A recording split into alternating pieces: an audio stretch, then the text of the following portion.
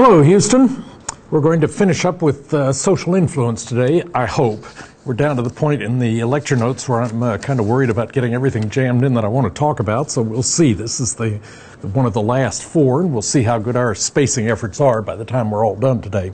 We were right in the middle of looking at social influence in general last time, and this time what I want to do is to look specifically at communication and networks and the kind of things that happen when groups form themselves. If you take any group of people who are isolated in a room or something like that, the reason for being there is likely to determine how they're going to interact. But there can be no doubt that when you put a group of people together in a room, they will begin to communicate with each other. They'll talk, they'll gesture, they'll look at one another, and there are all sorts of forms of communication that start almost immediately when you close the door on a group of individuals. It's interesting that the most widely cited fear among all of us collectively is the fear of standing up for the average American, is the fear of simply getting up and speaking in front of a group of other people. I don't know why that should be threatening, because as you'll see when we get through looking at how we define groups in many situations, it has to do with shared interests. So in most cases, we're talking to people who have shared interest with one another, which is the whole reason we get together to begin with. But in essence, in terms of the kind of channels of communication that open up between us, what we really have to do is to differentiate between at least two different types of channels that occur. One of them is what would be called an open channel, and that involves essentially what can occur in a given situation, as opposed to what are sometimes called closed channels, which involves what might occur. Not necessarily that it will, but that it might occur. There's a linkage on the basis of which that kind of an exchange might take place. Studied originally in a rather interesting series of studies done by Levitt back in the middle of last century. 1951 is when the work was actually released. What he did was to set up a procedure in which he would put 5 undergraduates together, 5 college students in groups of 5, and they could not see each other. That is, they were seated in an arrangement where there were barriers between each person and any other, and there was simply a slot in the wall so that they were able to communicate cards back and forth to one another, and they could communicate by written messages through those slots, which are designated as the channels. And in essence, what he did was to use 5 different types of organization, where each person in the group had a single card, and there were 6 symbols across all of the cards. But any given person had only 5 symbols on his or her card. And so the point was that they had to share the cards, move them around enough so that one person or somebody would be able to identify what's the common element, what's the one symbol that appears on all of the 5 cards that are available. And the way he set this up was to look at 5 different types of groups created by different types of organization. And we can illustrate those in the following kinds of diagrams. One of the groups was what's called a circle group, where essentially when you were seated in that group, you could communicate with 2 people on either side of you. But the overall was such that if you were number 1 in this group, you could only communicate with number 2 or number 5. You could not directly reach either number 3 or number 4. So you had to communicate through someone else in order to make that work. This group, once it was all done, ended up creating the most messages, but it also had the members that were happiest among all the different satisfaction indices created by people in different positions in different forms of organization.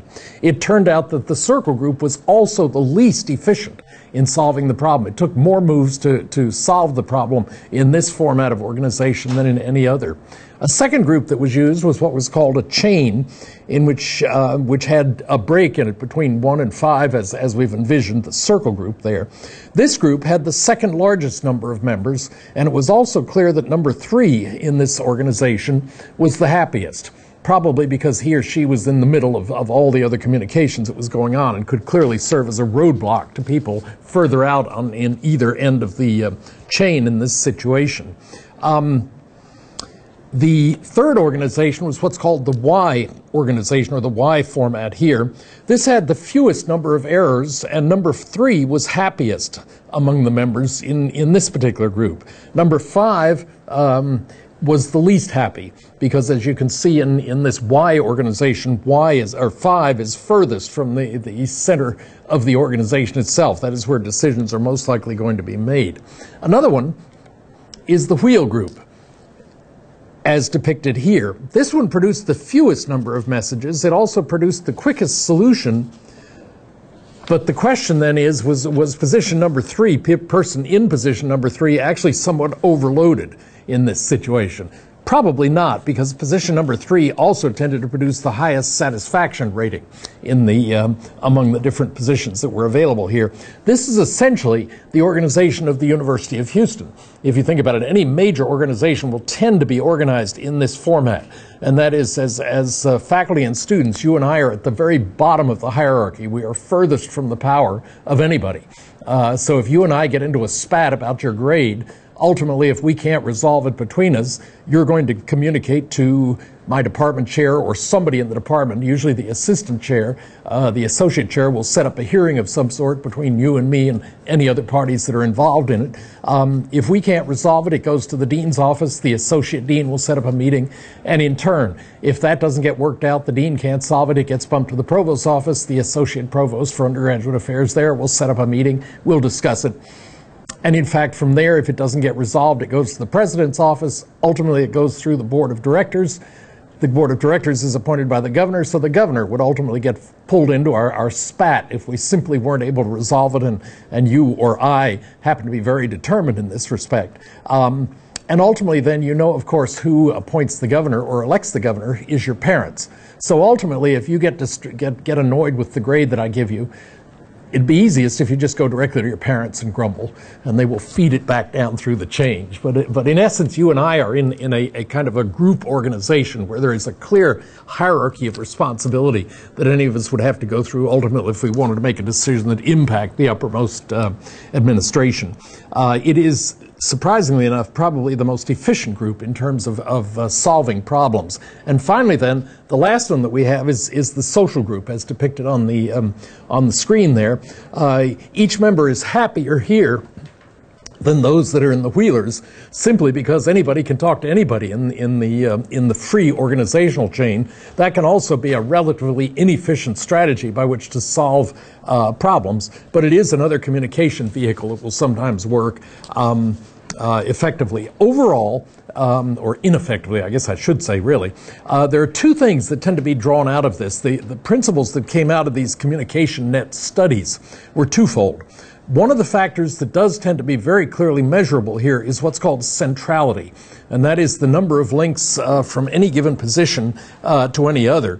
And there tends to be a positive correlation with centrality. The more centralized groups involving the fewest number of moves to get all the information to one person or one position tends to have the highest degree of centrality and therefore also the quickest solutions to that kind of problem that I was talking about. But the other thing that can also be rated here is the satisfaction of the individual people in the overall mechanism or format that they're in, the structure that they're in. In general, centrality tends to relate to satisfaction. A higher degree of centrality for you individually means that you're more happy to be a member of a particular group. And those are the two major things that impact how efficient a particular group will be.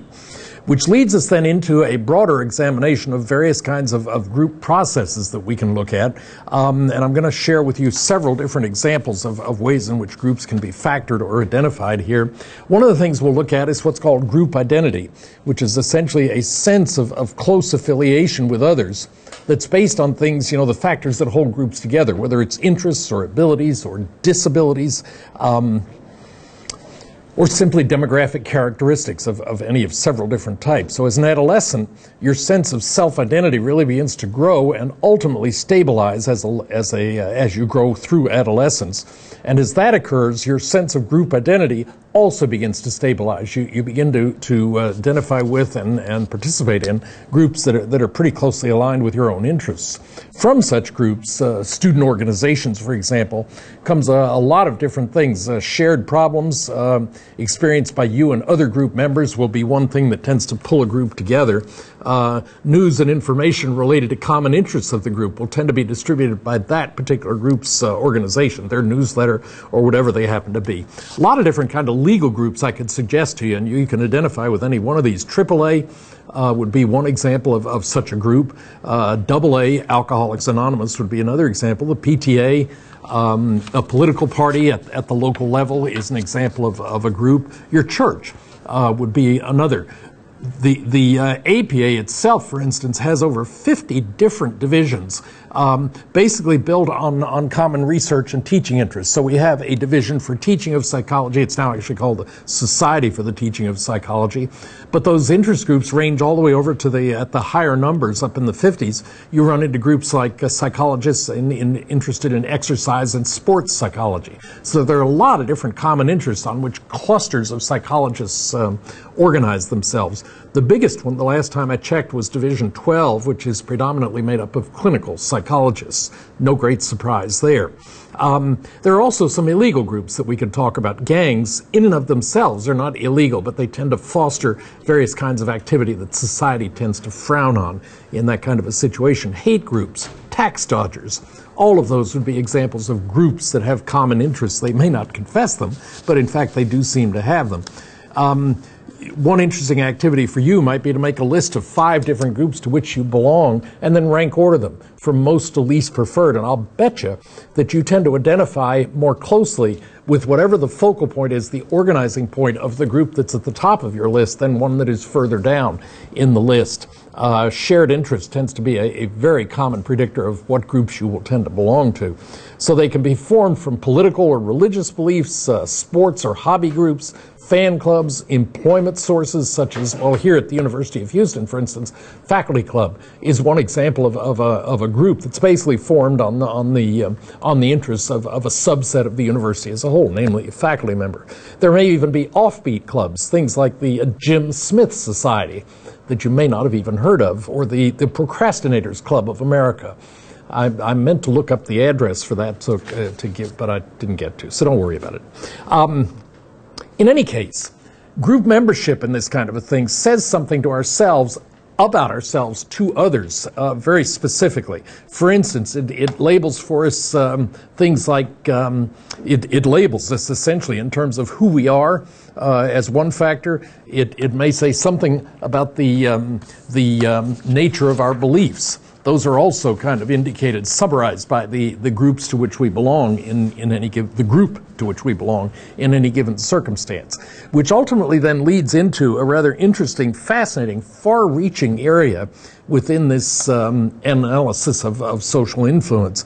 And that has to do with the ways in which we yield to social influence, because it is registered on all of us in a wide variety of different ways in going through the selection of the ways in which we interact with each other.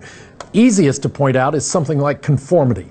And we're going to define conformity in a couple of different ways. One way is to talk about it simply as similarity in form or character. But it can also involve a variety of other kinds of things. That is, similarity in behavior or thinking or outward appearance, clothing, or other such attributes, other such factors between 2 or more people, defining the group as we're looking at it at a given time. One interesting problem caused by this whole concept of conformity is to raise the issue as to whether conformity in fact implies things like power, as in precision marching in an army, I mean. Is that an example of power? And as a member of the group, are you ultimately manifesting power by being part of that group? Or on the other hand, are you powerless? Are you manifesting powerlessness? Does conformity imply powerlessness as it might among, say, the indigent or the poor or the homeless, or any of us for that matter, crowded into a bus at commuter time here in the city, or for that matter on a subway in one of the bigger cities in the U.S., or even trapped on a highway here in Houston. Sometimes, although we're all conforming by staying to the right of the dotted line and so forth, we're essentially powerless in that situation. When the traffic grinds to a halt, you and I don't have any choice. We simply grind to a halt in that situation. interesting study done about this over half a century ago now, in 1951. It's become a classic by Solomon Asch. And what he did was to basically pose to people in a conformity sense a problem. You will recognize this study because I'm sure you've seen it at one time or another. And that is a standard line was presented to subjects, and they were given a series of 3 different tests or choices that they could make in the situation. So as a subject in this particular situation, you were sitting with 7 people sitting in a row about 15 feet from a screen onto which each of the problems was projected. The teaser line and the solution, or the problem and the solution, or 3 choices for a given solution. And the problems were essentially as obvious as the line problem, which has become the kind of classic illustration of what's involved in that situation. And what was found was that of course in this one it is obvious that the correct answer is B as you look at it, and what they found was that some rather interesting things occurred in that kind of a situation. And if you notice, there are a bunch of people sitting in the studio here, and not one of them stood up and objected, as you may or may not have, by saying no. And in essence, what's happening there is the implied social pressure of a professor, seemingly knowledgeable, looking at something and obviously giving what is the wrong answer in that situation. But if you didn't jump right up and say no in your living room or wherever you are, to a certain extent, you're guilty of conforming in that situation. And that's a little bit of what this study was about. But in essence, what they found were some rather interesting things. Across that group of 7 people, you were the actually only subject in that particular experiment. It was not known to you, but the other 6 were cooperating with the first person in line, who essentially had an answer sheet in front of him.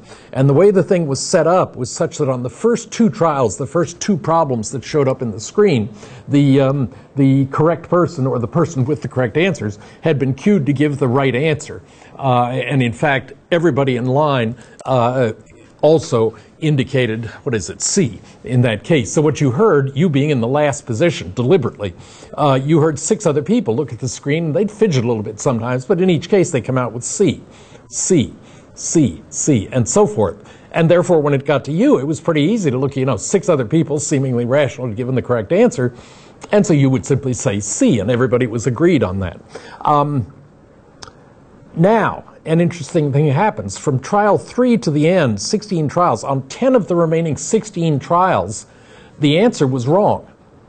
And it was deliberately wrong. That is, what they had done on 10 of the 16 remaining trials was to pick the wrong answer. So the number 1 person in the group of 7 gave the wrong answer. And then lo and behold, number 2 gave the wrong answer. And each person down the line gave the wrong answer. Now it comes to you, and you're looking at it and back and forth a little bit, and you've got to make a decision, because this is a public group. 6 other respected, seemingly respectable fellow students have given what to you is an obvious wrong answer. What do? Well, the pressure there is to conform, and that's what happens.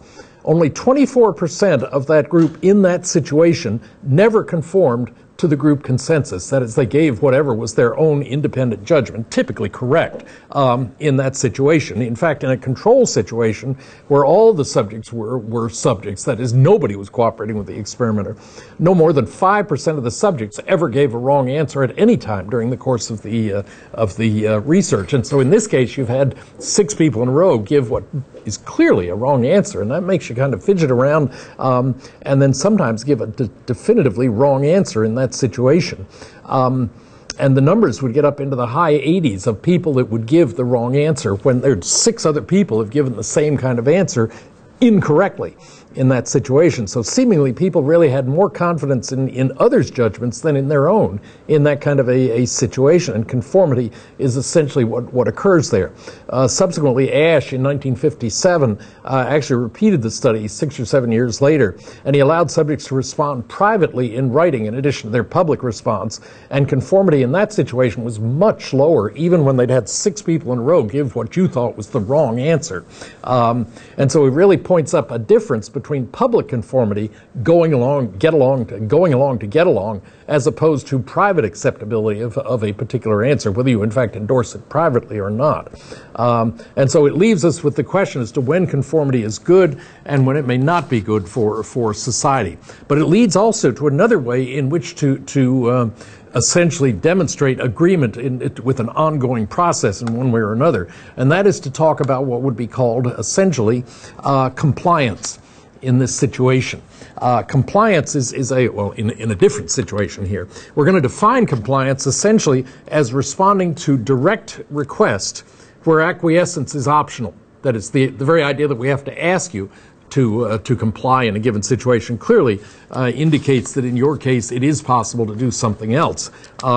We respond to requests all day long, actually, in just the normal give and take of social interaction with people, even walking across campus or through a door or something like that.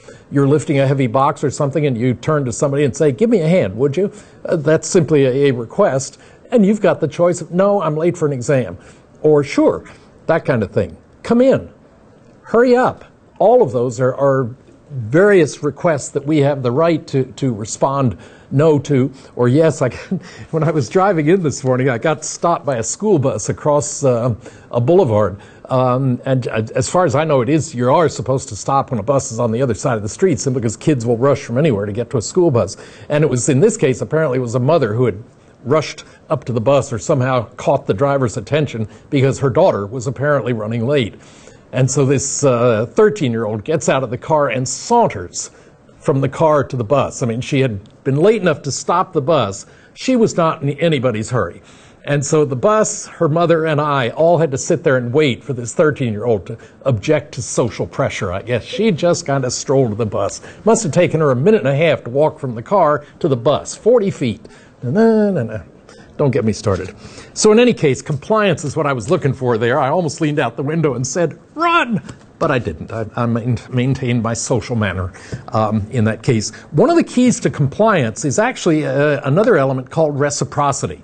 And that's a rather interesting norm that we set up for one another, and that is that it is generally expected that we should respond favorably to a request, especially from those who have helped us or given us something previously.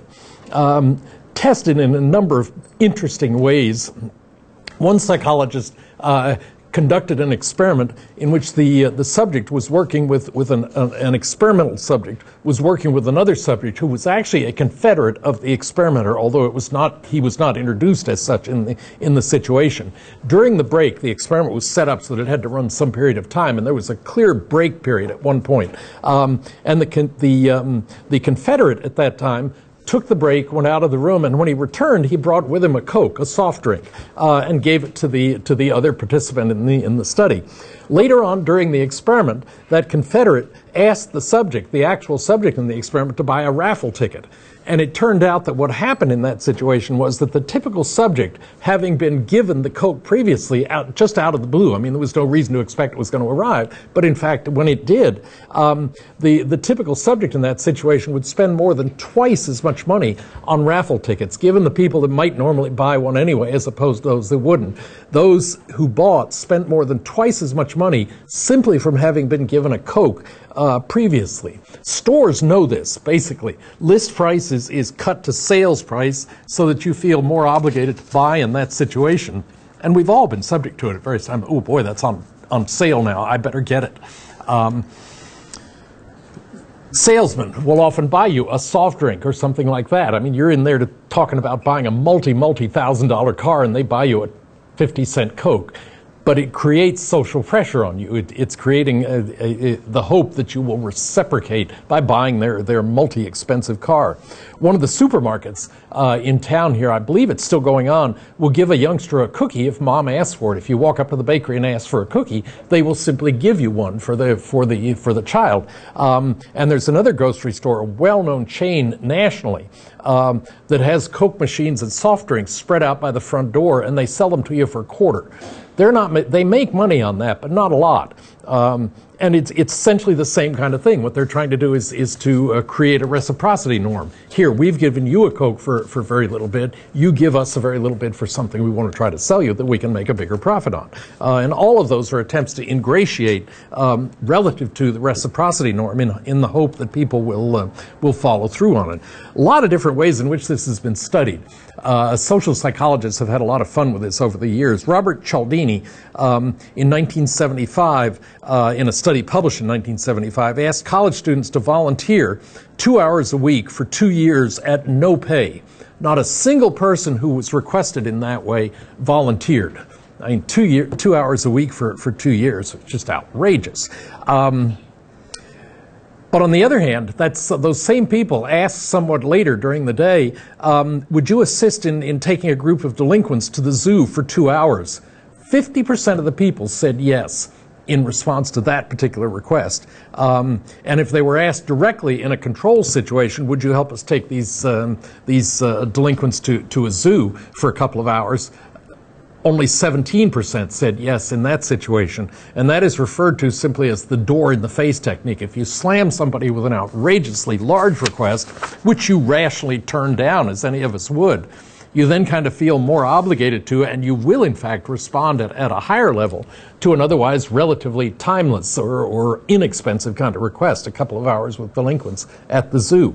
The requester essentially seems to have made a concession, which is kind of funny if you think about it, because they've made an outrageous request and then backed off that and made probably the request they really meant to ask anyway, and that was, can you help me for a couple of hours taking these kids to the zoo?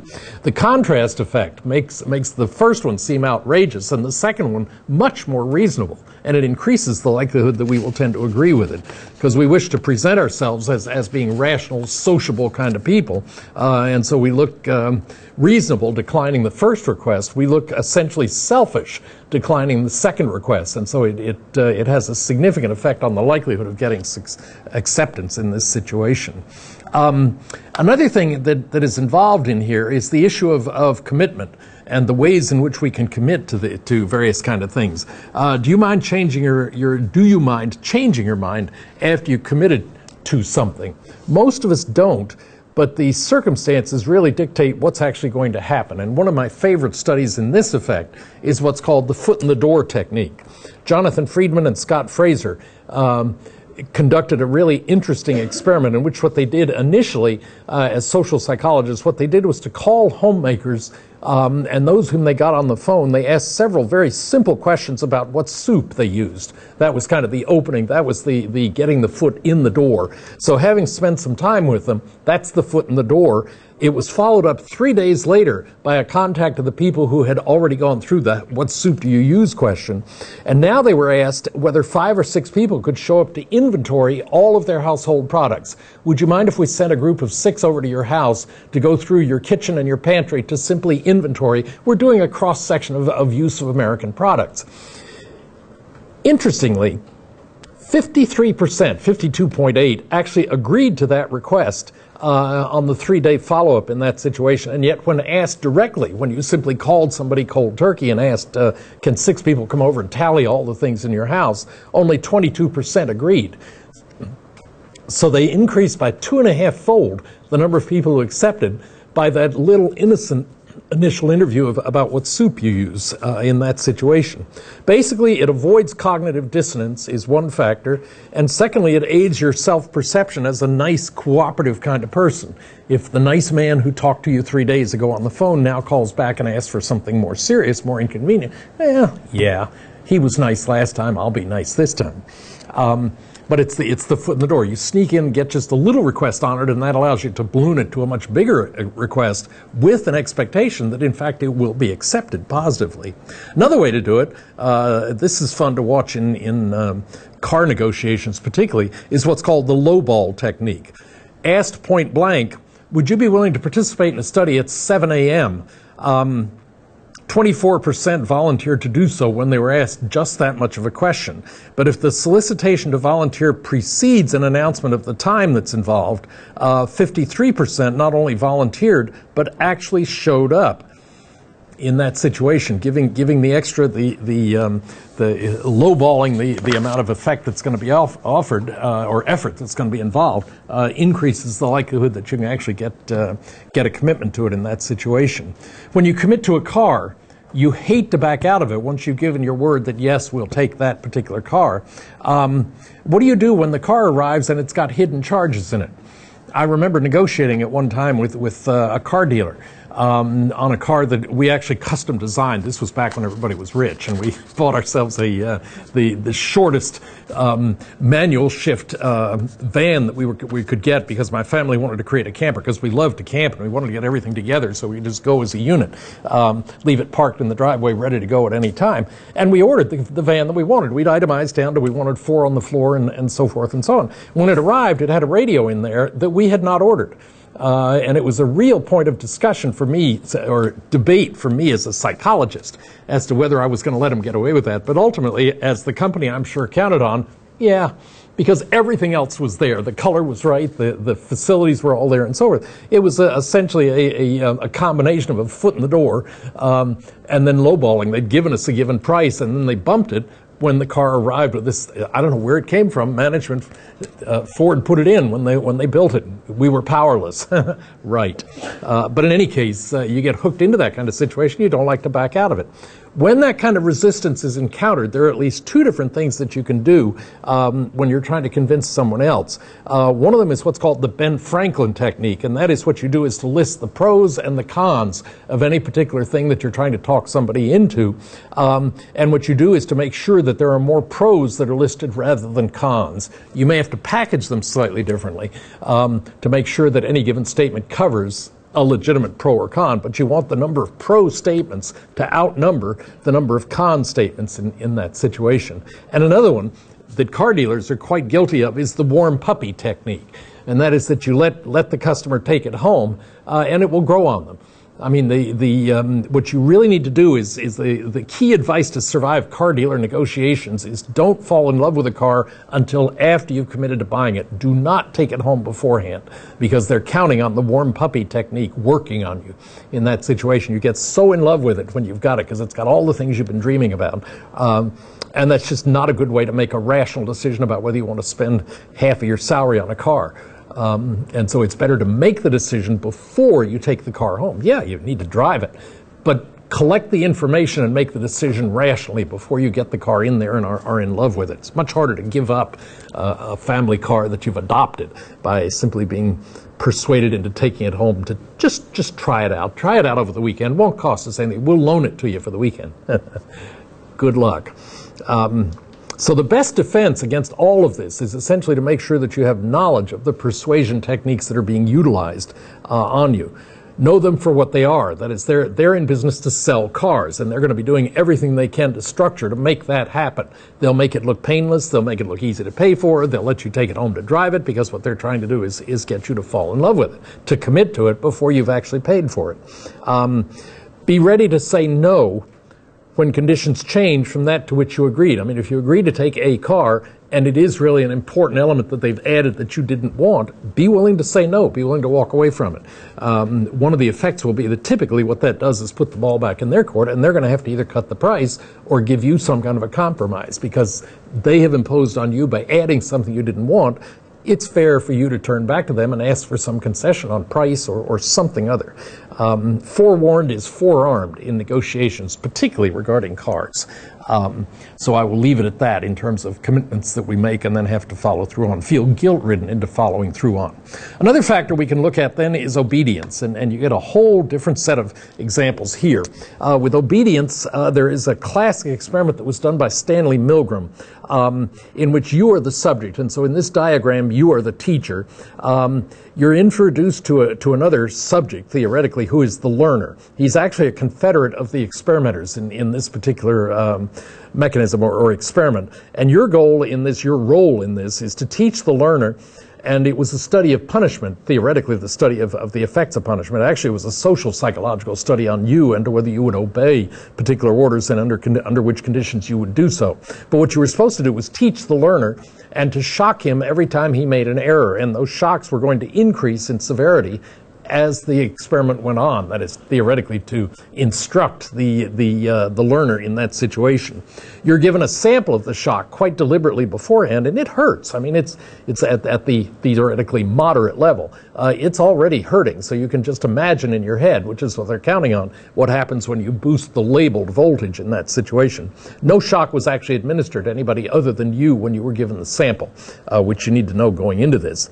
But when the learning starts, when the experiment starts, the learner makes many errors. It is, of course, all pre-programmed. And you are directed by a lab-coded experimenter to shock the learner. He made an error, you need to press button 3 or whatever. And there's an array of buttons with increasing voltage labels on it all the way across your desk there. And in that situation, the top shock button is labeled 450 volts, and it also has a warning next to it, taped in saying dangerous. So the top button is not only high in number, it's also labeled as dangerous. And it's signs of resistance from you. What the researcher did in that study, ethically, this kind of study could no longer be done. I mean, it was studies like this that forced the APA into developing a national set of ethics, because this kind of study simply couldn't be done anymore now.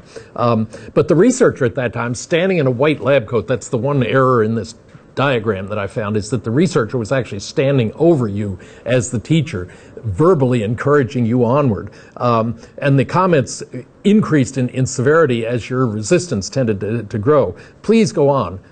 Please continue. The experiment requires that you continue. It's absolutely essential that you continue. You have no other choice. You must go on. All of the subjects were volunteers paid in advance. That's a key. They were paid in advance, so there was some kind of mutual obligation created there again. And to what do we credit these kinds of effects? Well, is it the environment or the individual? In examining this and related research as to whether it's the environment that causes the behavior or the individual, Milgram essentially concluded that it is not so much the kind of people we are as the kind of situation in which we find ourselves that determines how we will act. So he's basically crediting the environment in that situation. On the other hand, if we look at situational factors, these can also lead to obedience. A gradual increase in demands, kind of a modified foot in the door technique, is one way in which to have the situation create greater likelihood of acquiescence. Shifting responsibility to the experimenter. I'll take responsibility for anything that happens, but you do need to shock him, that kind of thing. Isolation from the human who is suffering is a factor. With the teacher in the same room, that is where you were having to press the button in the presence of the person who was learning and therefore theoretically experiencing the pain, only 40% obeyed in that situation, where more than twice that it obeyed in the where there was a wall between you and the person who was doing the studying. If the subject had to force the learner's hand onto the shock plate in the presence of the teacher, only 30% of the teachers would obey in that situation. Psychological distance was established in that case by the researcher wearing a lab coat, so that all of the attributes of science and scientist were heaped upon the person who was actually making the request that you shock that person. And so essentially psychological distance was established by that lab coat, but it also built his authority in the name of science and him as a scientist. And removing the experimenter, where the orders were relayed only by telephone, only 21% of the people conformed. So as long as you increase the individual's personal responsibility in a situation, the vast majority of us will respond with increasing degrees of resistance in a given situation. But isolation from other subjects who also would object in a given situation increases the likelihood that you can get obedience in the situation. To avoid obedience, defiance is essentially what's involved in that kind of a situation. If you question the legitimacy of authority, of the people who are actually asking you, forcing you, as it were, in quotes, to shock the person, 72% gave the charge when told to do so by a person in uniform. Only 48% did so when told to do so by a non-uniformed person. The uniform itself created about a 30% increase, 25% increase in the likelihood that somebody would in fact administer the shock. Ask of obedience might lead to harm. That's another way to in your own way, build your ability to defy a request of that kind. Talk to others about your concerns. 21 of 22 nurses obeyed an order to violate hospital policy from a strange physician, somebody they didn't know. Only 2 out of 18 did so when they could contact their regular supervisor or a fellow nurse. So having others with you with common concerns is a major source of building defiance. If you decide to defy, style is everything. Okay? Calm, reasonable dissent may carry the day when abusive dissent would not. It's the difference between I will not do it versus I prefer not to do it. There's a much greater acceptability in the eyes of other, or the ears of other people if you take the more calm, reasonable approach. Simply, this is irrational. I don't think I should do this. Will get you further than simply I will not.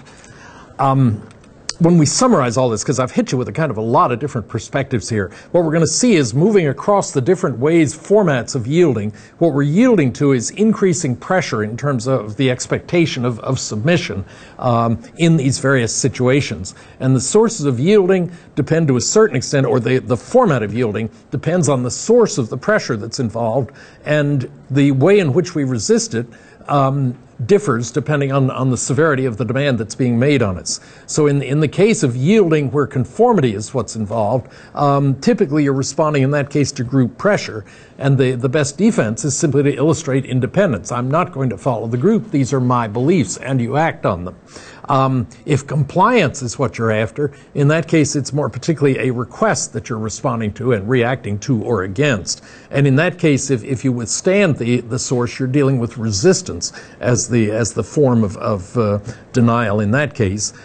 With obedience, it is essentially an order that you're reacting to, or a very strongly worded request of one sort or another. And in that case, the resistance is essentially open defiance. You've been asked to obey a given order, and you simply decide not to. You're engaged in that case in simple defiance in that case. So that as the pressure of social influence and expectation that you will submit increases, yielding moves from conformity to complying to obeying, as a more severe form of actually agreeing with whatever the request is that's been made of you. And as the pressure of social influence and expectation that you will submit goes up, the pressures to be withstood move from simple independence to resistance, ultimately then to defiance. So as the magnitude of the request being made of you goes up, the amount of fiber that you have to have, the form in which your resistance has to take also increases in that situation. So it's a kind of a package deal. As one person increased the request on you or the pressure on you, the amount of internal spunk that you have to reach for also is escalated. Which leads us then to no pun intended, the whole issue of leadership. When a group forms, leaders will emerge, often very quickly in a group situation. Kalma, in the early 90s, studied interaction in 3-member groups. And it was interesting that the members had met each other, but not much more than that. They'd kind of all arrived in the lab room at the same time.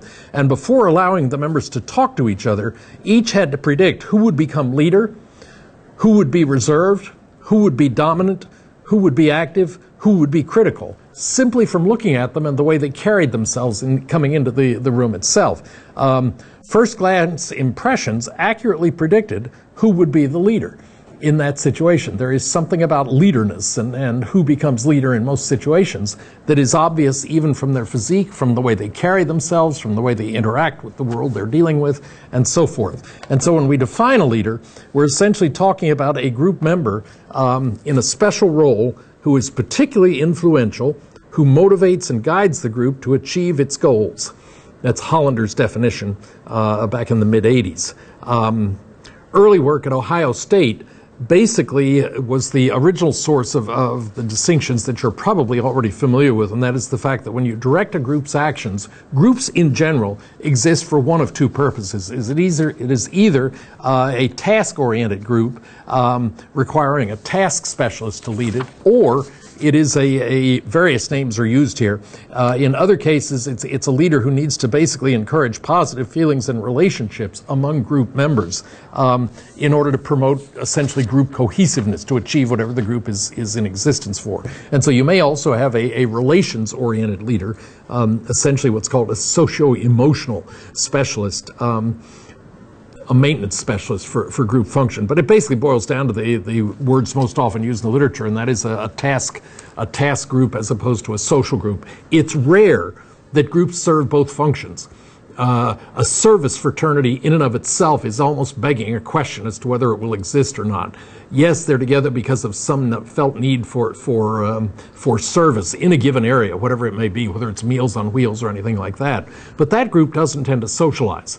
When you deal with it with a social get-together at a fraternal level or a sorority level, it's a social group. I mean, ultimately, when a fraternity or a sorority is formed, it's for a social purpose, not for a leadership purpose. Yes, they will get involved in volunteer projects that benefit the community, but the primary reason for a sorority or a fraternity is social in nature. That's a classic example of a social group.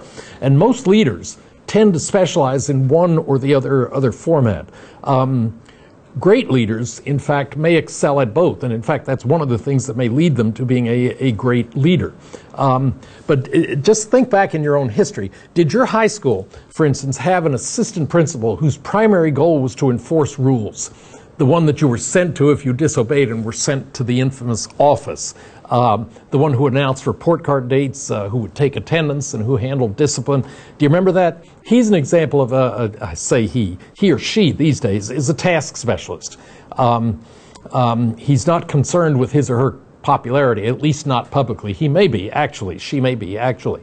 But in fact, his major role, her major role, is task in that case. By contrast, the principal talks to school assemblies about things like school spirit, positive teacher-student interaction, and school traditions. Those are more social-oriented factors in a high school group. And that's the socio-emotional stuff that the principal is engaged in. Are the roles in your family divided in that way? If you think about it, contemplate what your father does in the family overall, during the course of a year's operation of the family, as opposed to what your mother does. The traditional division is that the mother is the socioeconomic, social-emotional specialist, and father is the task specialist. That doesn't turn out to be sexist. It turns out to be worldwide. There is that division in family duties is a worldwide tradition among we humans. It's simply always there in families. And so the question then is there a way to identify the people who become identified as leader? Is there a true born leader in a given situation? If we assume that there are individual differences among people, the natural question I ask then is what characteristics lead people to become leaders in a given situation? One of the traditional looks at this is the essentially called the great person theory. This used to be, surprisingly enough, called the great man theory. We've backed off that now because leadership is being more broadly assumed these days. But there are a number of identifying traits of who will become leader in a given situation. Leaders tend to be more intelligent than those being led, interestingly enough, but not significantly so. I found a great quote on that, which says essentially that the evidence suggests that every increment in intelligence means wiser government, but that the crowd prefers to be ill-governed by people it can understand. There's a lot packaged into that quote if you think about it a minute, okay? But it turns out intelligence, yes, is an attribute we look for in our leaders, but we don't want us to be here and the leader to be here. There needs to be the ability to communicate from leader to group people being led. Other factors that do tend to show up, the most talkative member of a group tends to become leader. Taller and stronger people tend to become the leader. Through 2000, this one really got messed up in the last 3 elections. I was hoping to give you advanced 2000 level statistics here. Excuse me. The original quote is that through 1998, 20 of 22 presidential candidates who were victories victors won the back up. The elections in 20 out of 22 instances were won by the taller candidate. In the last 3 elections, that was not true. So the statistics on the 20th century are 20 out of 25 presidential candidates who won were the taller of the 2 people who were competing in that situation. More energetic, more self-confident, more sociable people tend to become the leaders. The correlation for all but intelligence is quite weak, interestingly enough, and so interest in this kind of identifying leader traits has died down, calmed down, but there's been a recent reawakening of interest in this feature in a rather interesting form, and you'll see why here in just a minute. But it has to do with what's called charisma. Charisma is essentially a unique leadership ability that inspires willing followers. Sorry, I was expecting there to be more in the definition when I was reading it. Unique leadership ability that inspires willing followers. And it comes from the Greek word for gift in that situation. A certain quality of an individual personality by virtue of which he or she is considered extraordinary and treated as endowed with supernatural, superhuman, or at least exceptional powers or qualities. That's what we mean by charisma. Number of different examples I could cite through the last century. One of them, of course, is Martin Luther King as a classic example of that. John Kennedy, president back in the 1960s. Ayatollah Khomeini, you may not like that as an example, but he was a very charismatic leader among his people, clearly. In our country, again, Ronald Reagan. The jury is still out, but there's some significant evidence that Barack Obama may also fall in that general category because he has led, certainly his ascension out of Illinois was by charisma. It will be interesting to see whether charisma can deal with the modern day world and still survive into re-election. But the characteristics can be drawn out by environmental circumstances in some cases, but it may, on the other hand, be influenced by elusive, almost mystical trait that's very difficult to identify in these leaders specifically. What do those 5 people share in common would kind of nail it for us if we could. But we do at least know that in terms of style, the key elements are that followers tend to view charismatic leaders as, first of all, having a radical vision of change, first of all, and secondly, that they tend to employ, the charismatic leaders tend to employ unconventional, you might even say risky means by which to achieve it. Okay? Charismatic leaders act as reformers. They strive to change the status quo. They're sensitive to environmental opportunities and barriers. They exhibit sensitivity to follower needs. They advocate a future vision based on perspectives shared with their followers. They're effective inspirational articulators of whatever that vision may be. They take personal risk and engage in self-sacrifice to reach their position of leadership, charismatic leadership. They show innovative, unconventional behavior in achieving their particular position.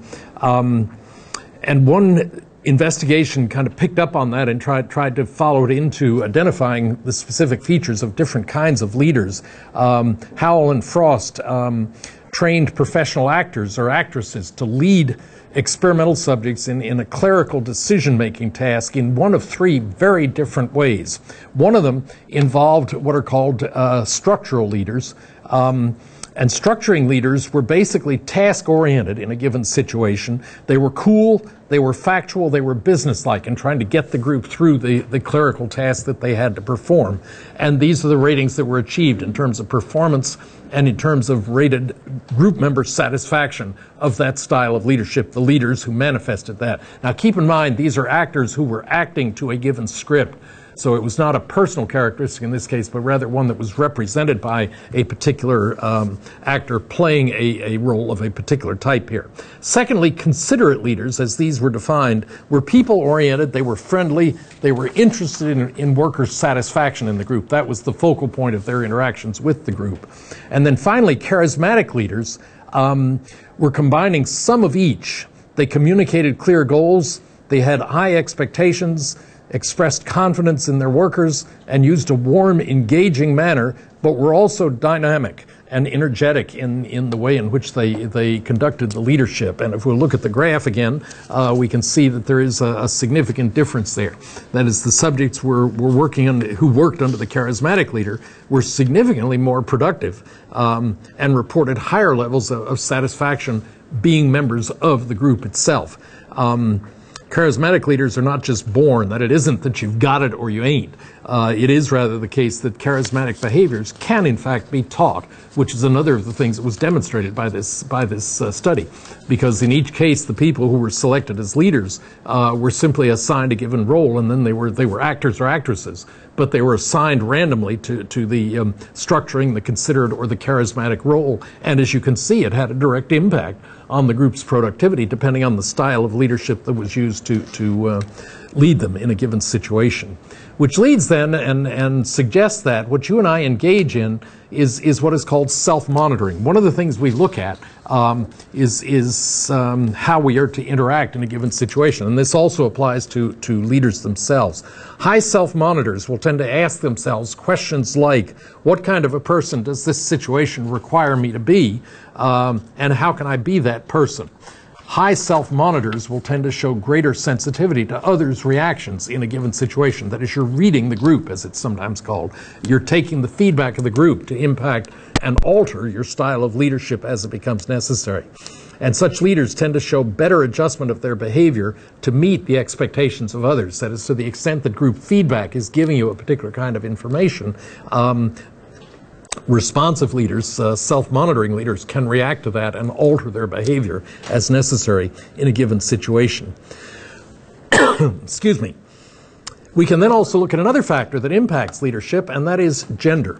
The great trait approach was once called the great man theory of leadership, now called the great human theory of leadership. But supposedly, men are considered to be leaders, are considered to be authoritative, decisive, and task-oriented, which is widely assumed to be the superior leadership style. In general, it tends to be favored by broader productivity and satisfaction and so forth. Women, on the other hand, tend to be, and again we're talking generally socially and social role in the family and so forth, more sensitive, more emotional, more people-oriented in their leadership style. The early suggestion that the women who become leaders adopt male strategies of leadership may mean that they're simply swapping one style of leadership for another, and the jury is still out as to what ultimately is happening there, whether it is the case that simply having come up in an all-male leadership world, the idea of authoritativeness, decisiveness, and task orientation have simply been built into our definition of leadership because men have traditionally been the leaders, or it is the case that as women are making significantly greater inroads into leadership positions. I'm thinking recently of the president of Xerox, who was one of the first major corporations to be run predominantly by a woman. She had a different kind of leadership, and it's really moving toward leadership as a more responsive, worker-responsive kind of leadership style. The jury is still very much out as to what's really going on, whether men do tend to be transactional leaders who view job performance as a series of transactions, no more, no less. Essentially, you give rewards for good jobs and punishment for poor jobs. The evidence suggests that women tend to be more transformational in their style, where they motivate workers to transform their self-interests to overlap with those of the group as a whole. Excuse me. And thus you're working in that case for the common good. There's a very different approach to the idea that ultimately groups are going to be judged predominantly in terms of the productivity. What do they produce as a group, and what is the individual member's satisfaction with the group itself, their membership in it, and so forth and so on. Both men and women use both styles, and leaderships tend to be task-oriented in industry, yet transformation style seems to be more in tune with the changes that are going on in modern-day American industry. So then we look at it from a slightly different perspective, and that is, if not the individual, if not traits of the individual, what can be called forth by the source, or the environment itself? You talk about somebody being a product of his or her times. What's identified there is what Germans call Zeitgeist. That is another. The idea there is that if those who become great leaders hadn't emerged, the times would have produced another person to perform the role of leadership in that situation. There are two weaknesses in the great person idea. One of them is the fact that leaders do not seem to have clearly identifiable features. So we've studied it a lot. Psychologists have studied it a lot. And there's no clear list of things that have to be there for somebody to become a leader. And they're not necessarily behaviors that have to be possessed by those who are leading. It's not been possible to identify that. Significant ideas have to wait their time. One classic example in psychology that you will remember is the fact that Robert Witt actually proposed the idea of classical conditioning, that is, of the conditioned reflex, back in 1766. 2.5 centuries ago, that idea was originally proposed. It didn't hit popularity at that time. E.B. Twitmeyer did so again in 1905. Texts often will reach back that far to talk about people who didn't get credit for what they'd actually proposed.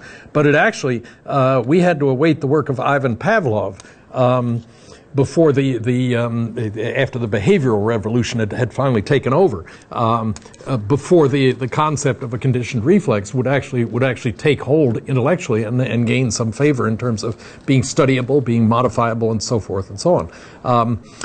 Which leads to a rather interesting location idea. It's not quite related to time or product of his or her time, but table seating position makes a big difference.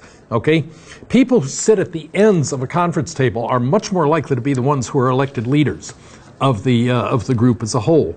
If you have an odd number of people on one side of the table relative to the other, if there's more or less on one side, the people who are sitting on the less peopled side, where there's, say, 2 on one side and 3 on the other, the leader is almost twice as likely to sit on the two-sided. In fact, it's over twice as likely to be selected from the side of the table where there are only 2 people rather than 3. Most talkative members, as I've already said, tend to be elected leader. In one, I've never quite understood the results of this, but it's interesting. There was I read this study a number of years ago. There was a make a question game that was created where a researcher brought 2 undergraduates into the lab, introduced them to one another, and one of them was randomly selected. I mean, it was almost as blatant as simply flipping a coin and saying, your heads, your tails. Okay, heads wins it. Heads, you're going to be the question asker in this given situation. What they were assigned to do was to write trivia questions, okay? And they were trying to pick important but answerable trivia questions in that situation. And that was their task. The 2 of them were to write questions. After the experiment, the question writer was always rated as smarter than the question answerer, even though the roles as to who was which had been randomly assigned beforehand. Just the fact that you were identified as the leader, the asker of questions in that situation, leads to a greater likelihood that you will be rated as smarter in that situation. It was nothing more than random draw, and the coin was flipped right in front of people, and yet despite that, the very idea that one person is leader in asking the questions significantly increases the rated smartness of that individual. We can then look at the interactions between a person and the place in which he or she is operating, in which case we consider both the traits and the characteristics of the situation to figure out who is going to be leader in a given situation. It's unlikely, for instance, that Hitler would have emerged as a leader in the United States simply because of what was going on in Germany at the time of his rise and domination in that society. But some years later, we've had some lemons in our society, too. If you look at the fact that Vice President Agnew resigned from his office as Vice President in disgrace at the time he was drummed out of office, and sometime after that, Richard Nixon was forced out. He was not impeached, but it was quite clear that the votes were there to do that to him. And for his own good, he made the decision to essentially back out. He resigned as president in that situation. That was a case where the environment combined with the leader to create some very undesirable effects in that situation.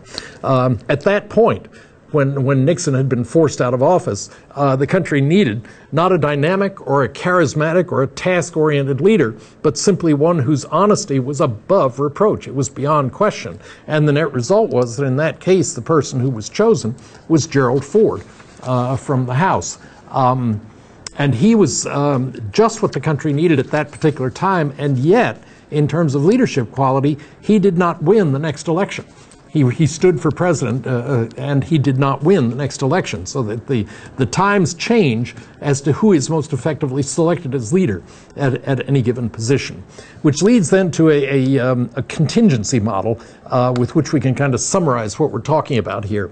And what the contingency model is suggesting is that leadership situations or environments really determine which leader will be most effective. And there are at least 3 different criteria that you can, if you can label it in a given situation, it will tell you who will be the most effective kind of leader.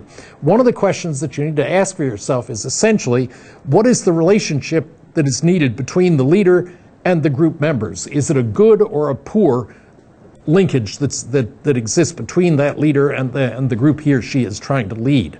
A second factor, and these are rank ordered by in order of importance, the second factor that's involved is how well defined are the goals and tasks of the group. Are they well structured, or are they relatively vague and unstructured? Clearly defined or ambiguous? That also will impact which leader works best. And thirdly then, what is the nature of the leader's power position in a group? Is it strong or is it weak? So what we've got here is essentially a 2 by 2 by 2 design, giving us 8 different possible combinations of the 3 factors that I've identified there.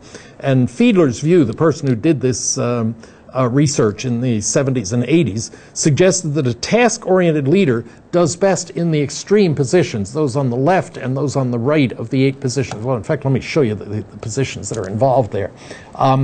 And so we've looked at 3 things: the leadership environment, the nature of the task itself, the expected goal in that situation, and the power of the leader in the environment that he or she finds themselves in. And essentially in situations with high control, the task-oriented leader will tend to yield the highest productivity in that kind of a situation, the positions on the left there. In the low or no control, people-oriented leaders will tend to be overwhelmed. And so essentially what that creates then is a rather unusual idea, and that is that or an unusual result, and that is that the task orientation becomes advantageous again at the other extreme position. And so in essence, we can diagram it this way. I didn't find these colors. I went back and checked on my computer, but theoretically these 3 colors are the same as these 2 over here, and I don't know whether you see it like I do, but I cannot see a difference between the middle 3 and the right-hand 2 colors. But what I was trying to depict there was that the dark green would illustrate the task-oriented leaders, and the lighter green would illustrate the people-oriented leaders. I'm not sure I achieved that in that situation. I don't know why. It was a mechanical difficulty. We blame the apparatus rather than the instructor here.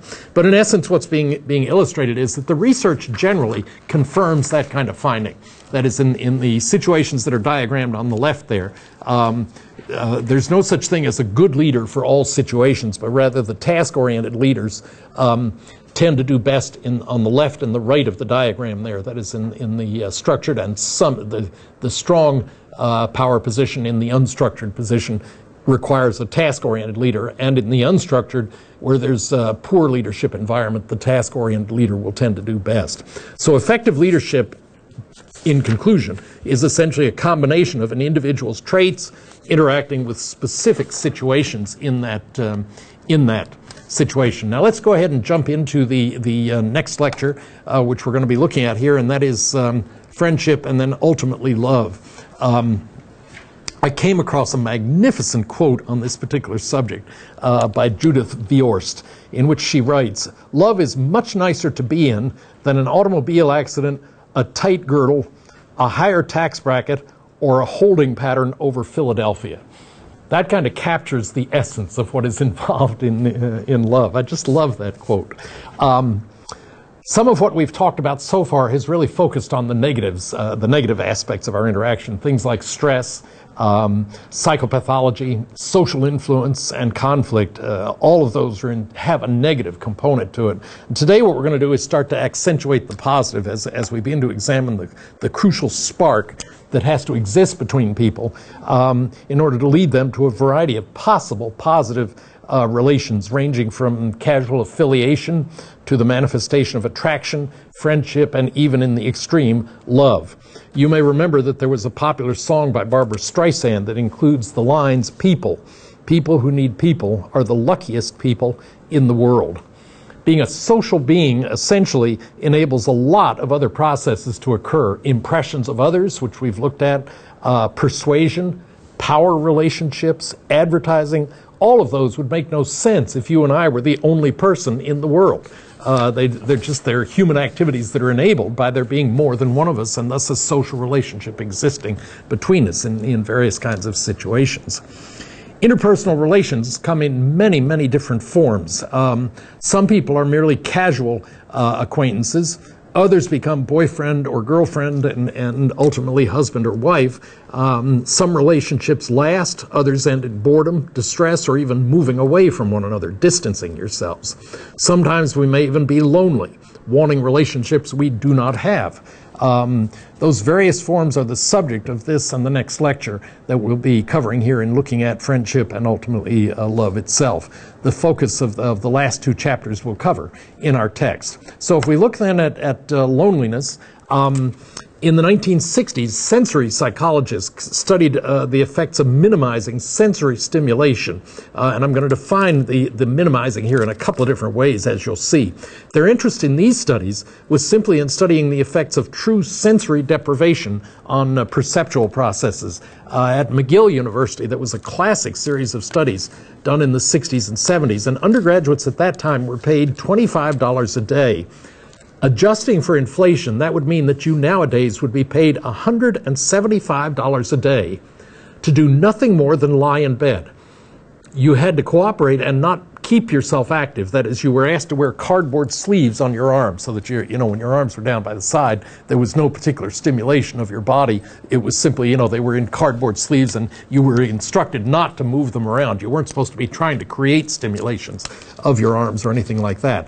They blocked out vision in a rather interesting way. They took ping pong balls, cut them in half, and then just taped them over the eyes.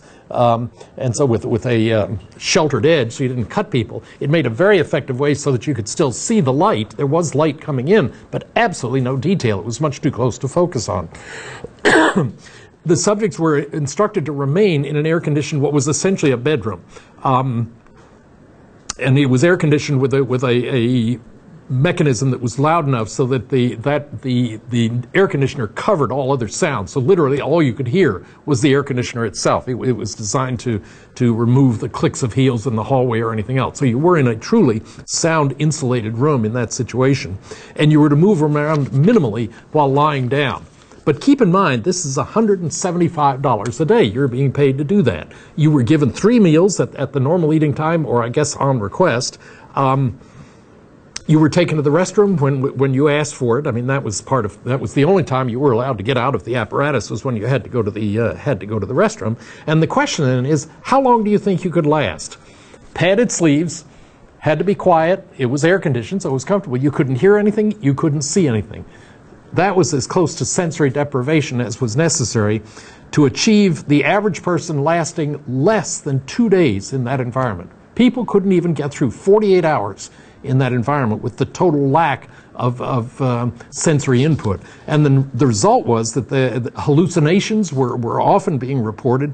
Increased trips to the bathroom, as would be predicted, were involved with increasing attempts to involve the researcher, the assistant who was actually running the study and escorting people to the bathroom, in conversations. I mean, there were a lot of ways in which people manifested very consistently the idea that they were seeking more active interaction in one way or another. I'll show you another study even more devastating than that after I review a couple of the other attempts that have been done. One of them involved work by Thomas Sifry, who's had a long career of activity in this. He's a French psychologist, and he was engaged in what he called time isolation experiments. So it wasn't sensory deprivation per se, but rather time in isolation. And in one case, he spent 205 days at the bottom of Midnight Cave here in Del Rio, Texas. And this time, Sifry tended to make automatic corrections, or intended to make automatic corrections based on his memories of his previous experiment in 1962. I'll show you the results of that in a minute.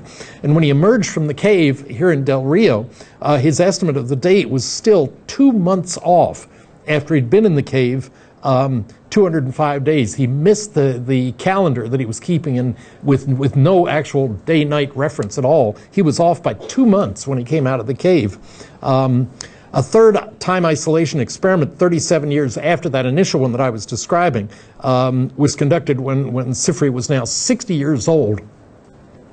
And he was, what he was trying to do was to study circadian rhythm alterations as a function of age. Could he still do it at the age of 60?